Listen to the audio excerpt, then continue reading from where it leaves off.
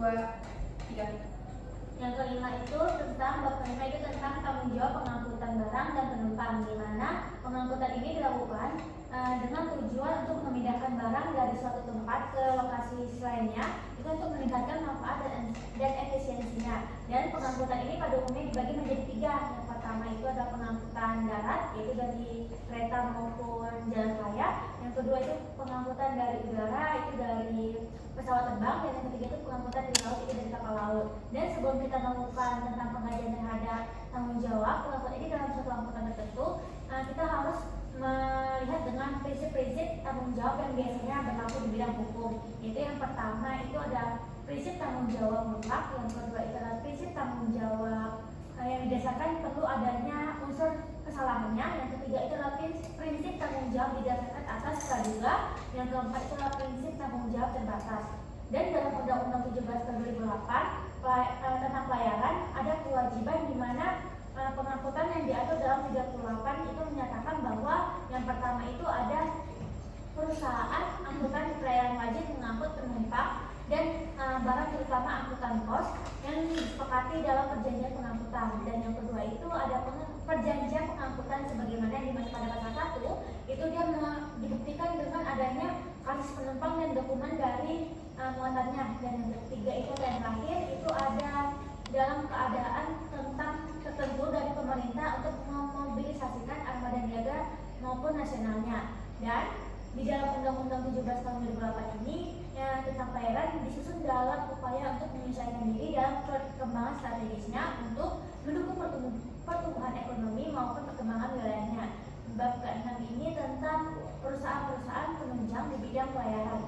Dalam menurut Heri Giana dan Axel Martoto, tentang perusahaan pelayanan adalah badan hukum atau badan usaha yang mengusahakan jasa angkutan laut dengan menggunakan kapal, di mana dalam Undang-Undang 17 tahun 2008 ini dengan agen kapal itu merupakan tentang perusahaan angkutan nasional atau perusahaan nasional yang khusus yang dilakukan untuk didirikan dalam melaksanakan keagenan kapalnya yang ditujukan oleh perusahaan angkutan.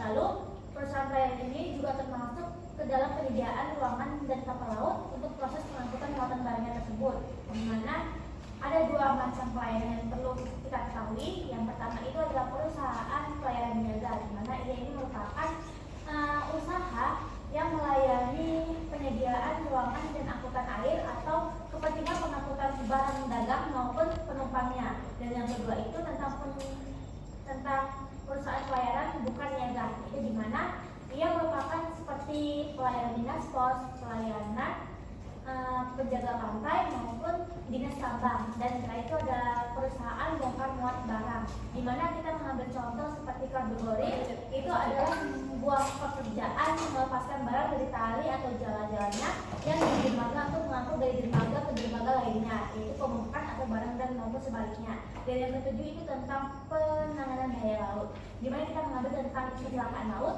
yaitu dalam pasal 245 Undang-Undang Nomor 17 Tahun 2008 tentang pelayaran, kecelakaan kapal ini merupakan kecelakaan yang merupakan kejadian yang dialami oleh kapal yang dapat mengancam keselamatan kapalnya maupun jiwa atau manusianya. Dan ada beberapa contoh seperti kapal tenggelam, kapal terbakar, kapal tubrukan, dan kapal kandas. Lalu pada pasal ayat 2 pasal 244 Undang-Undang Pelayaran, itu tiap orang yang mengetahui adanya peristiwa bahaya yang menimpa kapal itu merupakan untuk wajib bertindak untuk mencegah hal itu terjadi lagi. Dan di sini operasi pencarian dan penolongan untuk memberi tahu orang terdekat seperti pejabat atau otoritas yang sesuai atau pihak lain tentang kejadiannya yang tersebut yang mengalami kecelakaan kapal.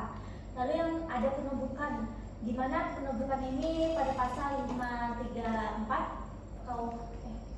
ayat 2 KUHD, di mana tumbukan kapal ini adalah tabrakan atau penyentuhan antara kapal-kapal satu yang dengan lainnya. Dan tumbukan kapal ini merupakan resiko pelayaran yang sering terjadi dan dapat berupa dari kapal dengan kapal maupun kapal yang bersinggungan ataupun tentang tumbukan kapal dengan benda yang tidak bergerak. Lalu yang kedua ini adalah pendamparan kapal, yaitu risiko seperti kebocoran minyak,